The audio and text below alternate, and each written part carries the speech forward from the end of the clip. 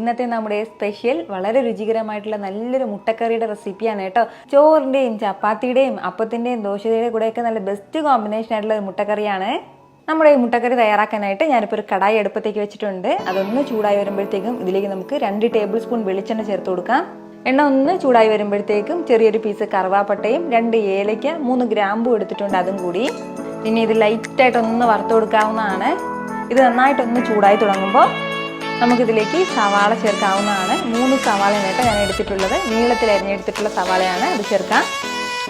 സവാള ചേർത്ത് നല്ല രീതിക്ക് നമുക്കൊന്ന് വഴറ്റിയെടുക്കാവുന്നതാണ്. സവാളയുടെ കളറൊക്കെ ലൈറ്റായിട്ട് മാറി തുടങ്ങണം, അതുവരെ ഒന്ന് വഴറ്റേണ്ടതായിട്ടുണ്ട്. ഇപ്പോൾ നമ്മുടെ സവാള എല്ലാം ഒരു പകുതിയോളം അളവിൽ ഒന്ന് വഴണ്ടി കിട്ടിയിട്ടുണ്ട്. അപ്പോൾ ഈ ഒരു സ്റ്റേജിലേക്ക് ചേർക്കേണ്ടത് 1 ടേബിൾ സ്പൂൺ അളവിൽ ഇഞ്ചി വെളുത്തുള്ളി ചതച്ചതാണ്. അപ്പോൾ ഇഞ്ചി വെളുത്തുള്ളി സമാസമായി എടുത്തൊന്ന് ചതച്ച് ചേർത്താൽ മതിയാവും. നമ്മുടെ കയ്യിൽ ഇപ്പോൾ ഇഞ്ചി വെളുത്തുള്ളി പേസ്റ്റാണുള്ളതെങ്കിൽ 1 ടീസ്പൂൺ അളവിൽ ചേർത്ത് കൊടുത്താൽ മതിയാവും. ഇതുപോലെ നമ്മുടെ സവാള എല്ലാം പകുതി അളവിലൊന്ന് വഴണ്ട് കഴിയുമ്പോൾ മാത്രമേ ഇഞ്ചി വെളുത്തുള്ളി ചേർക്കാവൂ കേട്ടോ. ഫസ്റ്റിലേക്ക് ചേർക്കരുത്, എങ്കിൽ പിന്നെ നമ്മുടെ സവാള എല്ലാം ഒന്ന് നന്നായിട്ട് കളറ് മാറി തുടങ്ങുമ്പോഴത്തേക്കും ഇഞ്ചിയുടെ ആ ഒരു ടെക്സ്ചർ ആകെ മാറിപ്പോവും. ഒരല്പസമയം ഒന്ന് വഴറ്റി കൊടുത്ത് നമ്മുടെ സവാളയുടെ കളറൊക്കെ ലൈറ്റായിട്ട് ഇതുപോലെ ഒന്ന് മാറി തുടങ്ങിയിട്ടുണ്ട്. അപ്പോൾ ഇതുപോലെ സവാളയുടെ കളറൊക്കെ ഒന്ന് മാറി തുടങ്ങുമ്പോഴത്തേക്കും ഇതിലേക്ക് നമുക്ക് ചെറിയൊരു മസാലക്കൂട്ട് നിറച്ച് ചേർക്കേണ്ടതായിട്ടുണ്ട്. അപ്പോൾ നമ്മുടെ ഈ മസാലക്കൂട്ട് തയ്യാറാക്കാനായിട്ട് മിക്സിയുടെ ചെറിയൊരു ജാറൊന്ന് എടുത്ത് വെച്ചിട്ടുണ്ട്. ഇതിലേക്ക് നമുക്ക് അത്യാവശ്യം വലിയ തക്കാളിയിൽ 2 തക്കാളി എടുത്തിട്ടുണ്ട്, ആ തക്കാളി ചേർക്കാം. അധികം പുളിയില്ലാത്ത തക്കാളിയാണ് എടുത്തിട്ടുള്ളത്. കൂടെ പിന്നെ ഇതിലേക്ക് വേണ്ടത് ഒരു 7 or 8 അണ്ടിപ്പരിപ്പും കൂടിയാണ്, അതും കൂടി ചേർക്കാം. ഇനി ഇതിലേക്ക് നമുക്ക് വേണ്ടത് മസാലപ്പൊടികളാണ്. ആദ്യം നമുക്ക് മുളക് പൊടി ചേർക്കാവുന്നതാണ്. അപ്പോൾ കശ്മീരി ചില്ലി പൗഡറാണ് എടുത്തിട്ടുള്ളത്. ഇച്ചിരി കളർ ഉണ്ടാവും, ഇച്ചിരി എരിവ് കുറവുള്ള മുളക് പൊടിയാണ്. 2 ടീസ്പൂൺ അളവിലാണ് കേട്ടോ ചേർക്കുന്നത്. നല്ല എരിവുള്ള മുളക് പൊടിയാണെന്നുണ്ടെങ്കിൽ 1 ടീസ്പൂൺ ചേർക്കാവുന്നതാണ്. കൂടെ വേണ്ടത് 1 ടീസ്പൂൺ മല്ലിപ്പൊടിയാണ്, 1/2 ടീസ്പൂൺ മഞ്ഞൾപ്പൊടി, 1/2 ടീസ്പൂൺ മുഴുവൻ പെരിഞ്ജീരകം കൂടി. പെരിഞ്ജീരകത്തിൻ്റെ പൊടിയാണ് നമ്മുടെ അടുത്തുള്ളതെങ്കിൽ അത് തന്നെ ചേർക്കാവുന്നതാണ്, 1/2 ടീസ്പൂൺ.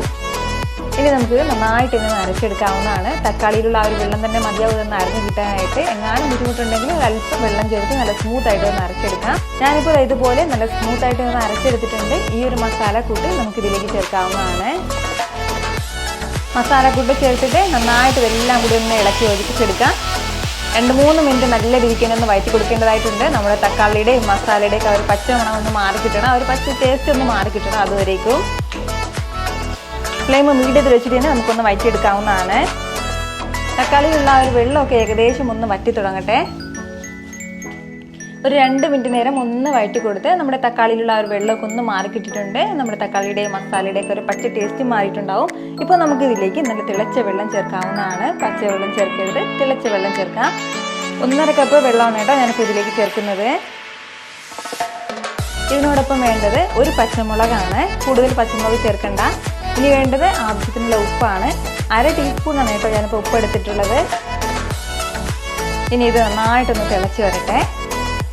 ഇപ്പോൾ നമ്മുടെ ഗ്രേവി നന്നായിട്ടൊന്ന് തിളച്ചു തുടങ്ങിയിട്ടുണ്ട്. ഇപ്പോൾ നമുക്കിതിലേക്ക് വേവിച്ചെടുത്ത മുട്ട ചേർക്കാവുന്നതാണ്. അപ്പോൾ ഓരോ മുട്ടയും ചെറുതായിട്ട് ഞാനിതൊന്ന് കത്തി കൊണ്ട് വരഞ്ഞു കൊടുത്തിട്ടുണ്ട്. ആ മുട്ട ചേർക്കാം.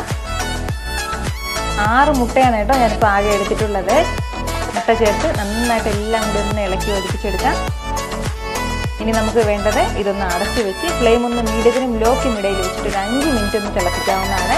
അത്രയും സമയം കൊണ്ട് നല്ല പെർഫെക്റ്റ് ആയിട്ട് തന്നെ നമ്മുടെ മുട്ടക്കറി റെഡി ആയിട്ടുണ്ടാവും. ഇതിപ്പോൾ ഇങ്ങനെ ഒന്ന് തിളയ്ക്കാൻ തുടങ്ങിയിട്ട് ഏകദേശം ഒരു 5 മിനിറ്റോളം ആയിട്ടുണ്ട്. അത്രയും സമയം കൊണ്ട് തന്നെ നമ്മുടെ ഗ്രേവിയെല്ലാം നന്നായിട്ടൊന്ന് വറ്റി കിട്ടിയിട്ടുണ്ട്. ഇനി ഇതിലേക്ക് ഒരു അല്പം മല്ലിയില ചേർക്കാം. ഇനി നമുക്ക് നന്നായിട്ട് ഇതെല്ലാം കൂടി ഒന്ന് ഇളക്കി യോജിപ്പിച്ചെടുക്കാവുന്നതാണ്. നല്ല സൂപ്പറായിട്ട് നമുക്കിത് സെർവ് ചെയ്യാവുന്നതാണ്. വളരെ രുചികരമായിട്ടുള്ള നല്ലൊരു മുട്ടക്കറിയാണ് കേട്ടോ. ഉറപ്പായിട്ട് നിങ്ങൾ ഒരു തവണയെങ്കിലും ഇതുപോലൊരു മുട്ടക്കറി ഒന്ന് തയ്യാറാക്കി നോക്കണം. നിങ്ങളുടെ ഫേവറേറ്റ് മുട്ടക്കറികളിൽ ഒന്നായിട്ട് ഇത് മാറും. ട്രൈ ചെയ്ത് നോക്കുന്നവരൊക്കെ മറക്കാതെ നിങ്ങളുടെ ഫീഡ്ബാക്ക് കൂടി ഒന്ന് അറിയിച്ചേക്കണം. കാരണം നിങ്ങളുടെ ഫീഡ്ബാക്ക് കാണുമ്പോഴായിരിക്കും അത് മറ്റുള്ളവർക്കും തയ്യാറാക്കി നോക്കണം എന്നുള്ളൊരു പ്രചോദനം ഉണ്ടാകുന്നത്.